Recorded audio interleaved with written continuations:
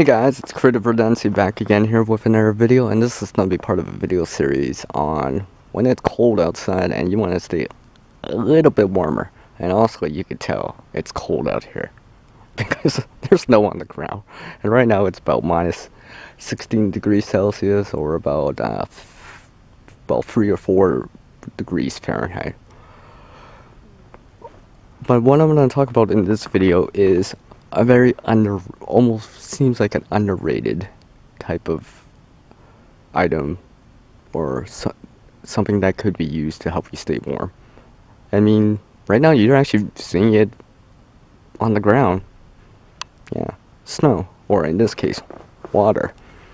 Now, for anyone that's taken chemistry classes or even science classes back in your middle school or high school days, you'll learn that water, yes, water, pure water, will have has a very high specific heat capacity, and it's rated at 4.19.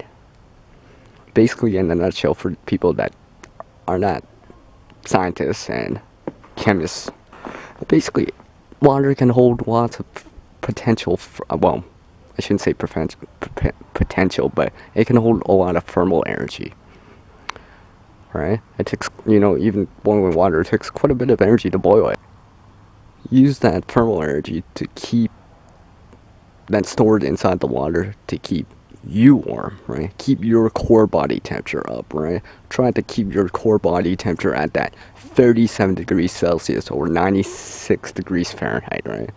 Because obviously, if it starts falling, you're going to suffer from hypothermia, right? You'll suffer from the shivering, which is the first sign, right? All the way to that uncontrollable shivering, and to where that pretty dangerous point where you stop shivering, and you know you're cold, but you don't feel cold, and that's probably one of the more dangerous signs of hypothermia.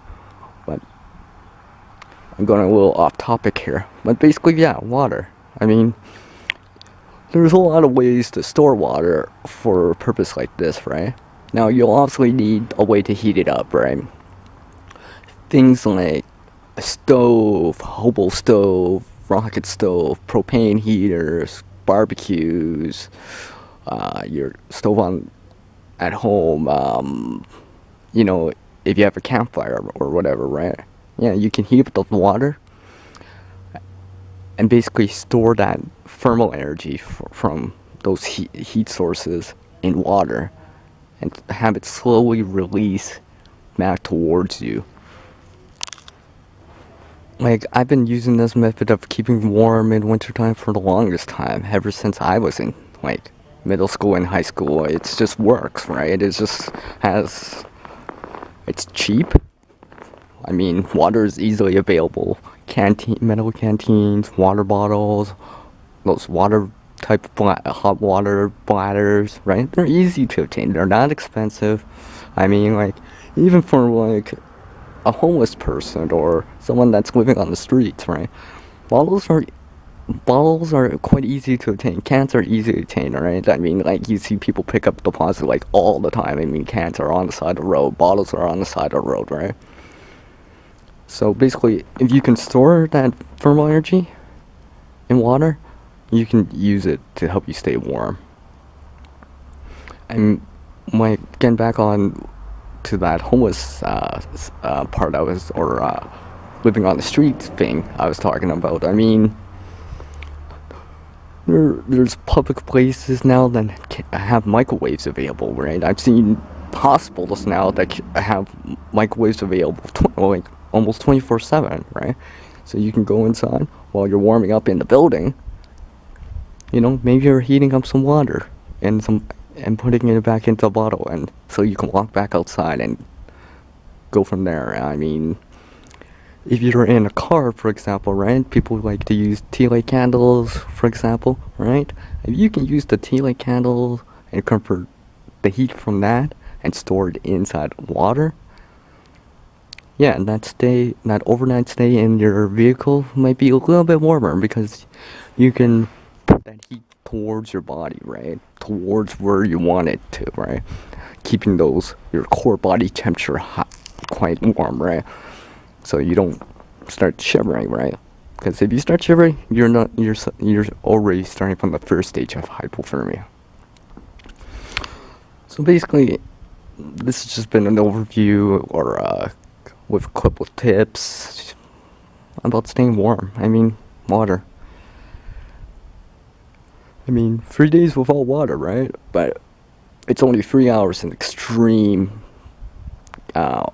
weather conditions, especially in the cold. Sometimes, a couple hours can do you quite badly, so to speak. Alright, guys. If you enjoy my video, thumbs it up.